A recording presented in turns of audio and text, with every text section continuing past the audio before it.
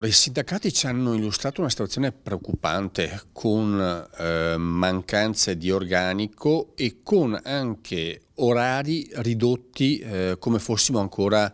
ai tempi dell'emergenza pandemia. Invece il territorio del Veneto ha bisogno degli uffici postali che funzionano, che diano servizi alle imprese, ai cittadini, a chi vede l'ufficio postale come punto di riferimento territoriale. Quindi ci faremo carico di chiedere alla dirigenza veneta di Poste Italiane come mai appunto ci sono queste mancanze di organico e di servizi che invece devono vedere questa regione, che dal punto di vista produttivo è una delle più performanti in Italia, avere Poste Italiane che corre almeno alla pari di quanto ha bisogno il territorio veneto. Siamo molto soddisfatti e ringraziamo il Presidente Ciambetti perché il Consiglio regionale si è preso l'impegno di contattare Poste Italiane, perché noi riteniamo che la presenza nel territorio